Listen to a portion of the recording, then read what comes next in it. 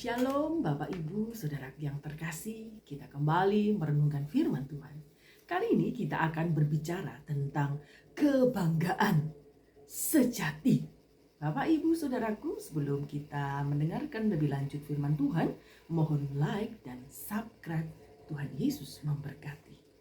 Kita ambil dalam Filipi pasal 3 ayat 1 sampai yang ke-9. Saya akan bacakan buat Bapak Ibu Saudaraku yang terkasih di dalam Tuhan. Kebenaran yang sejati. Akhirnya saudara-saudaraku, bersukacitalah di dalam Tuhan. Menuliskan hal ini lagi kepadamu tidaklah berat bagiku dan memberi kepastian kepadamu. Kepadamu berarti kepadamu dan saya ya Bapak Ibu ya. Hati-hatilah terhadap anjing-anjing. Hati-hatilah terhadap pekerja-pekerja yang jahat. Hati-hatilah terhadap penyunat-penyunat yang palsu. Karena kitalah orang yang bersunat, yang beribadah oleh Roh Allah dan bermegah di dalam Kristus Yesus dan tidak menaruh percaya pada hal-hal lahiriah. Sekalipun aku ada alasan untuk menaruh percaya pada hal-hal lahiriah. Jika ada orang lain menyangka dapat menaruh percaya pada hal-hal lahiriah, aku lebih lagi. Di sini Paulus ayat keempat, ayat emas kita ya hari ini. Disunat pada hari ke-8 dari bangsa Israel, dari suku Benyamin, orang Israel, orang Ibrani asli, tentang pendirian terhadap hukum Taurat. Aku orang Farisi. 6. Tentang kegiatan aku penganiaya jemaat, tentang kebenaran dalam mentaati hukum Taurat. Aku tidak bercacat, tetapi apa yang dahulu merupakan keuntungan bagiku, sekarang ku anggap rugi karena Kristus. Malahan segala sesuatu ku anggap rugi karena pengenalan akan Kristus Yesus Tuhanku. Lebih mulia daripada semuanya, oleh karena dialah telah melepaskan semuanya itu dan menganggapnya sampah, supaya aku beroleh Kristus dan berada dalam Dia, bukan dengan kebenaranku sendiri karena mentaati hukum Taurat, melainkan dengan kebenaran karena kepercayaan kepada Kristus, yaitu kebenaran yang Allah anugerahkan berdasarkan kepercayaan. Yang kuhendaki ialah mengenal Dia oleh kuasa kebangkitannya dan persekutuannya dalam penderitaannya, dimanapun aku menjadi serupa dengan Dia dalam kematiannya. Ini saya lanjut sampai 10 ya. Saya tadi bilang ayat sampai 9. Bapak Ibu Saudaraku yang terkasih, saya akan mengajarkan bahwa kehidupan kekristenan ini, kira-kira sebelum saya ngomong lebih lanjut, apakah yang menjadi kebanggaan dari Bapak Ibu Saudaraku yang terkasih? Adakah Anda memiliki harta benda yang berlimpah, membuat Anda sangat bangga? Ataukah mungkin Anda punya otak yang sangat encer, sehingga Anda merasa sangat bangga dengan kepandaian itu? Segala kebanggaan yang kita miliki itu terkadang membuat kita menjadi orang yang sombong. Benar tidak? Bapak Ibu Saudaraku, siapa yang tidak ingin terlihat hebat, terkenal, bergelimangan harta kekayaan, sukses meraih beragam pencapaian melalui karir yang cemerlang, dipuji banyak orang? Sebagian besar orang pasti menginginkan hal tersebut, bukan? Saya juga menginginkan, Bapak Ibu, karena saya juga manusia. Tetapi hari ini kita akan belajar dari Rasul Paulus. Bagi mereka yang memandang kehebatan itu segala-galanya, mereka tidak segan-segan mengorbankan segala-galanya demi memiliki kehebatan itu. Bagi mereka yang mana kehebatan itu hal yang biasa-biasa, mereka tidak mau terlalu ngotot untuk mendapatkannya. Kunci di sini adalah penilaian seseorang terhadap keberagaman sesuatu. Apa yang paling berharga dalam hidup kita? Saya akan tanyakan buat Bapak Ibu Saudaraku, jawab dengan jujur. Apa yang paling berharga dalam hidupmu? Sedemikian berharganya sampai kita rela kehilangan segalanya hanya untuk memperolehnya. Ada orang tua yang sibuk pagi hingga malam bekerja, meninggalkan anak-anaknya, sehingga anak-anaknya merasa kesepian. Dia mencari hiburan, mencari perhatian dari hal-hal yang salah. Bapak Ibu Saudaraku, Apa yang Anda cari dalam hidup ini? Apa yang Anda sangat pegang dengan erat? Apa yang paling berharga dalam hidup kita? Sedemikian berharga sampai kita rela kehilangan. Dihadapi oleh jemaat Filipi juga. Bapak Ibu, teks kita hari ini mengajarkan bahwa mengenai Kristus dengan personal dan benar merupakan harta yang paling berharga. Siapa yang memahami keberagamannya pasti akan rela kehilangan segalanya hanya untuk mendapatkan Kristus Yesus. Sangat berat ya Bapak Ibu Saudaraku. Kebanggaan jasmania ayat 4b sampai ayat yang ke-6. Apa yang ditulis oleh Paulus di bagian ini tidak boleh dipisahkan dari persoalan real yang sedang dihadapi oleh jemaat di Filipi, yaitu kehadiran para pengajar sesat yang latar belakangnya Yahudi. Mereka ingin memaksakan praktek-praktek religius yang lama kepada jemaat Filipi. Mereka mengajarkan bahwa kesempurnaan keselamatan itu harus ditambah sunat, harus ditambah melakukan hukum Taurat, ritual-ritual keagamaan yang lain. Bapak Ibu, perlu ingat, mereka mengajarkan bahwa yang menyempurnakan keselamatan seseorang atau perkenanan Allah atas orang tersebut itu dengan ritual-ritual tertentu. Ya Bapak Ibu ya, Taurat, iman saja tidak memadai, mereka juga membanggakan tradisi Yahudi yang mereka miliki. Ini adalah latar belakang surat ini ditulis. Dengan memaparkan semua kelebihannya di Filipi 3 ayat 4b sampai 6, apa Bapak Ibu mengira Paulus menyombongkan diri? Saya kira Paulus tidak sedang menyombongkan diri Bapak Ibu. Paulus ingin menunjukkan bahwa dia sebenarnya bisa bermegah juga atas hal-hal yang lahiriah Bapak Ibu. Sekalipun aku juga ada alasan untuk menaruh percaya kepada hal-hal lahiriah lebih jauh. Dia memiliki alasan lebih banyak, lebih bagus untuk bermegah daripada pengajar-pengajar sesat yang ada di Filipi saat itu. Jika ada orang yang menyangka dapat menaruh kepercayaan pada hal-hal lahiriah, aku lebih lagi. Jika diperkenan di hadapan Allah ditentukan oleh semua hal yang dibanggakan orang, Paulus pasti ada di barisan yang terdepan karena dia seorang Farisi, Bapak Ibu. Bapak Ibu Saudaraku yang terkasih, Paulus sebenarnya orang hebat Bapak Ibu ya. Paulus kalau mau bermegah, dia sudah layak untuk bermegah karena dia memiliki semua kriteria yang dibanggakan orang pada zaman itu. Dengan memaparkan semua kelebihan ini, ada maksud di dalamnya Bapak Ibu. Paulus jauh lebih hebat dari para pengejar sesat yang ada di Filipi. Kenapa jemaat Filipi merasa bingung ya Bapak Ibu, sedang diajar orang yang hebat seperti Paulus? Kita tidak perlu menoleh-noleh yang lain ya Bapak Ibu. Kalau ada seorang pengajar yang hebat yang mengajarkan firman Tuhan yang benar, ya kita tidak boleh memilih yang tidak benar. Ya gitu ya Bapak Ibu ya.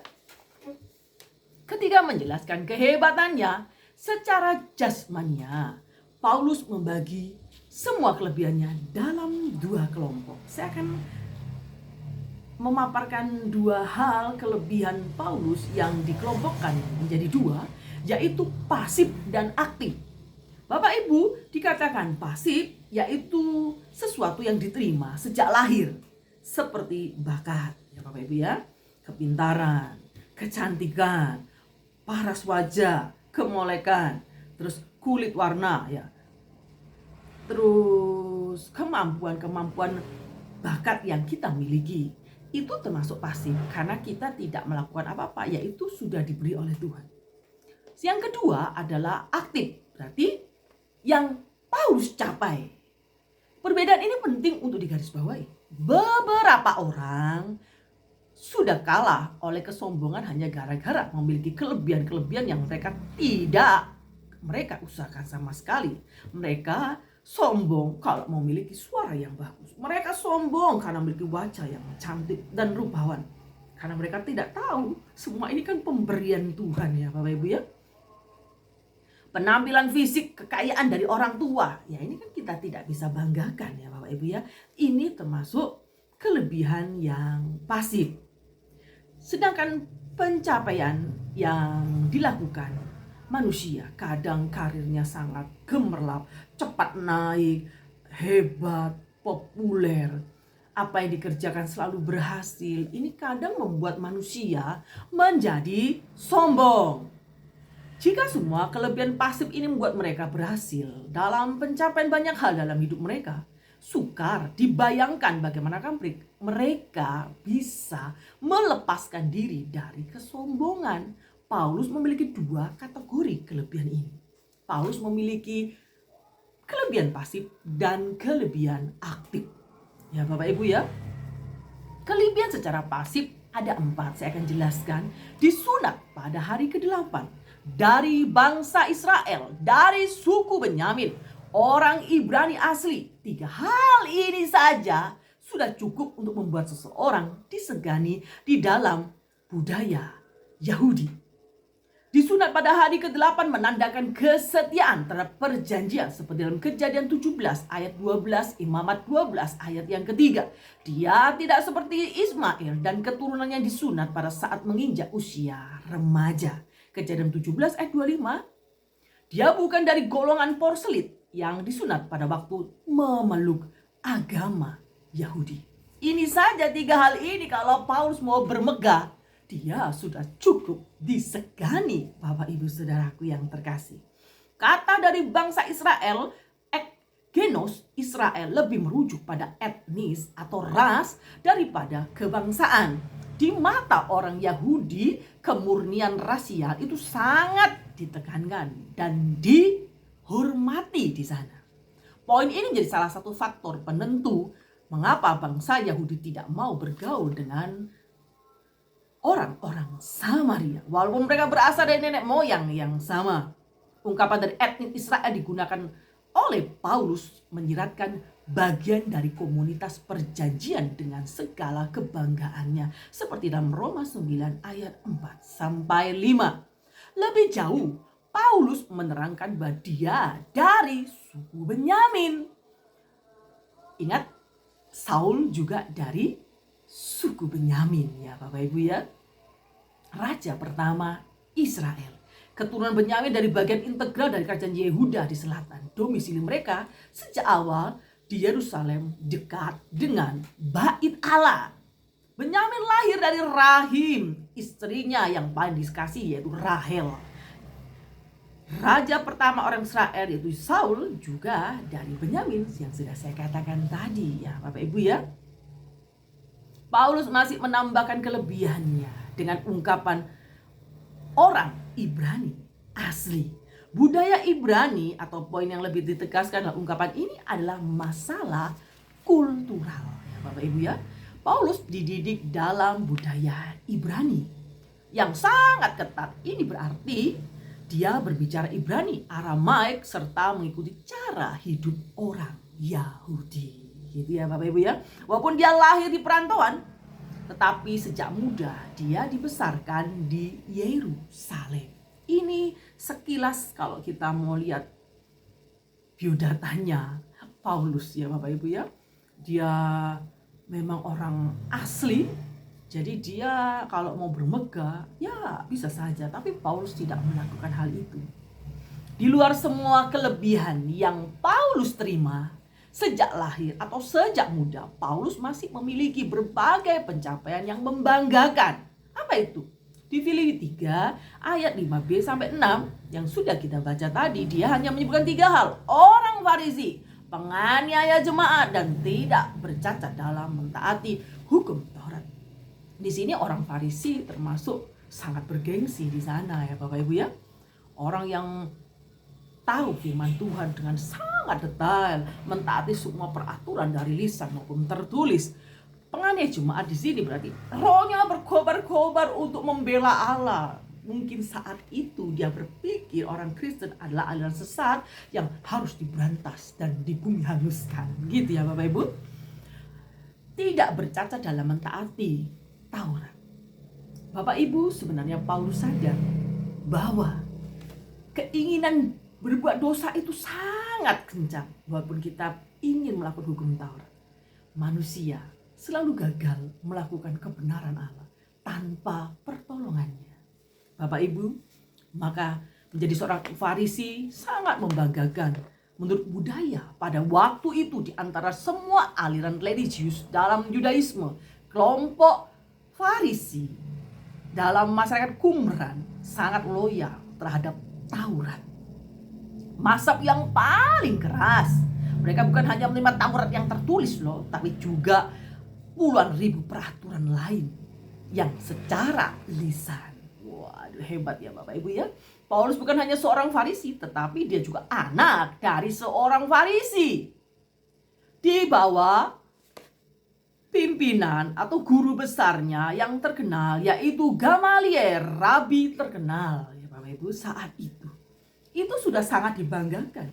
Sama kalau kita misalnya dapat kuliah di UGM, waduh, kedokteran atau apapun jenisnya yang sangat bagus gitu ya, otomatis kita merasa bangga gitu ya Bapak Ibu. Tapi kita mau tahu hari ini, kita akan belajar kebanggaan sejati itu yang bagaimana sih? Apakah kita mendapatkan kuliah yang terbaik terus kita sangat bangga? Atau karena kita mendapatkan pekerjaan yang bergengsi, gajinya sangat besar, kita begitu bangga?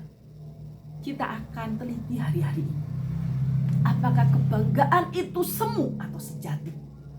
Jika Anda memiliki Yesus, segala yang Anda punya sebenarnya sudah tidak berarti. Mengapa begitu Bapak Ibu? Mari kita akan lihat. Paulus juga menegaskan kualitas ketaatannya terhadap hukum Taurat berasal dari mazhab yang Farisi yang sangat taat ya Bapak Ibu ya. Tapi Bapak Ibu perlu ingat, Paulus di ayat 6b hanya menunjukkan bahwa di antara semua orang Yahudi ketaatnya jauh lebih baik.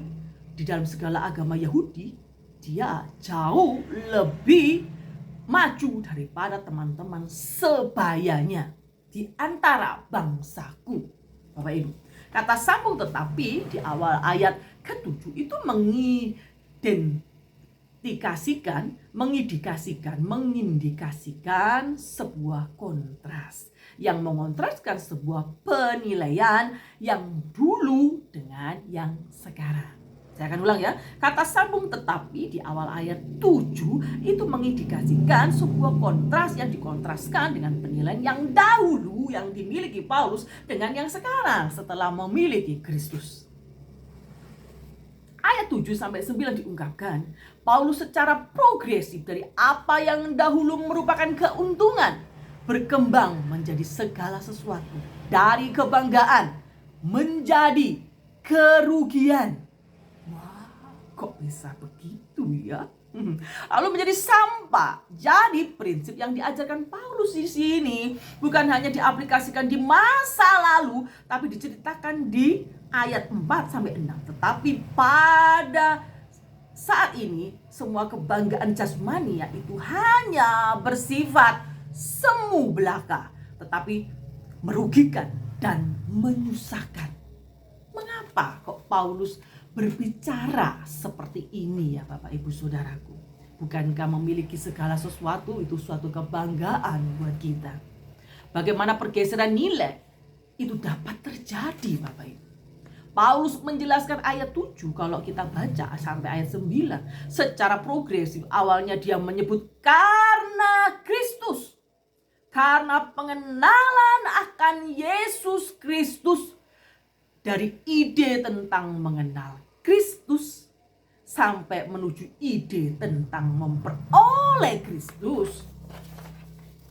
Bapak Ibu Saudaraku, kita akan pelajari memiliki persekutuan dengan Kristus di dalam kematian dan kebangkitannya di ayat 10-11. Bapak Ibu akan kita bahas di khotbah selanjutnya ya Bapak Ibu ya. Di mata Paulus, pengenalan tentang Kristus itu lebih mulia dari semua yang Paulus pernah terima. Bapak Ibu, tidak ada satu makhluk di dunia ini atau benda apapun di dunia ini memiliki keindahan melebihi pengenalan akan Kristus Yesus. Mengenal Kristus adalah segala-galanya. Pengenalan di sini bukan hanya sekedar mengetahui secara intelektual ya Bapak Ibu ya. Paulus menggunakan istilah memperoleh. Di sini berada di dalam Dia, yaitu Yesus Kristus. Pengenalan ini lebih ke arah personal atau relasional. Ada hubungan pribadi antara Allah dengan Paulus. Perjumpaan pribadi dengan Kristus membuat Paulus sadar apa yang dahulu dia capai, apa yang dahulu mereka banggakan. Setelah mengenal Kristus, itu semua adalah sia-sia. Bapak Ibu Saudaraku yang terkasih, kita mau belajar hari ini. Apa yang sudah Tuhan beri, patutlah kita bersyukur dan kita akan gunakan sesuai dengan porsinya untuk melayani pekerjaan Tuhan tentunya dimanapun Anda berada. Yang Anda dapat capai dalam hidup ini, perolehan, segala kompetensi yang Anda peroleh, yang Anda usahakan berhasil, semua itu kalau dibanggakan itu hal-hal yang sia-sia Bapak Ibu. Mengapa? Segala sesuatu, kalau Anda mengenal Kristus, bahwa Kristuslah segala-galanya dan semua itu kalah indah dengan Kristus. Mengapa? Dengan mengenal Kristus, kita tahu kebenaran yang sejati. Kita tahu kebanggaan kita bermegah demi Tuhan Yesus Kristus. Bukan demi jabatanmu, bukan demi kecantikanmu, bukan demi segala kekayaan. Karena segala sesuatu itu bisa sirna. Mungkin Anda sangat pintar. Suatu hari Anda sakit, Anda juga akan terganggu. Misalnya mata Anda sudah mulai tidak bisa melihat, akan terganggu. Misal Anda dulu cantik, sekarang sudah mulai tua, ada keriput-keriput, kecantikan mulai pudar ya Bapak Ibu ya. Seperti saya ini, rambutnya sudah mulai memutih, uban berada di mana-mana. Tidak seperti mungkin 14 tahun yang lalu. Bapak Ibu Saudaraku, yang dahulu menjadi kebanggaan buat saya. Dan saya sadar hari ini setelah saya membaca di Filipi, Paulus mengajarkan segala sesuatu yang dahulu itu indah, itu bagiku kerugian. Keuntunganku ialah mengenal Kristus. Kebahagiaanku, kebanggaanku bermegah demi Kristus. Kalau aku sudah memperoleh Kristus di dalam kehidupanku, maka aku akan berkarya. Aku akan meniti karir. Tetapi fokusnya bagaimana Allah memakai saya dimanapun berada untuk menolong sesama. Itu yang harus kita terapkan. Bapak Ibu, Anda juga tidak akan membawa mati segala kekayaan, bukan? Maka apapun yang Anda kerjakan secara real sekarang, sekolah, kuliah, terus Anda seorang pekerja, pengusaha, mungkin Anda jual online dan sebagainya. Anda boleh berkarir, tapi kalau Anda berhasil, jangan katakan ini semua karena aku. Ini aku berhasil karena Tuhan menyertai aku. Tuhan membawa aku ke tempat ini, itu punya maksud dan tujuan. Bapak Ibu mungkin bisa menolong sesama, mengajari rekan-rekan yang baru bagaimana yang terpuruk menjadi berhasil. Anda akan ajarkan kiat-kiat bagaimana sukses kepada orang lain dengan tulus, tanpa meminta timbal balik. Bapak Ibu Saudaraku yang terkasih, ingatlah, semua usaha harus dimulai dengan satu hal. Kebenaran Kristus secara beranugerah dalam hidup kita yang kita terima melalui iman. Di ayat 9b, Allah menganggap kita benar bukan karena semua pencapaian kita, melainkan atas dasar pencapaian Kristus.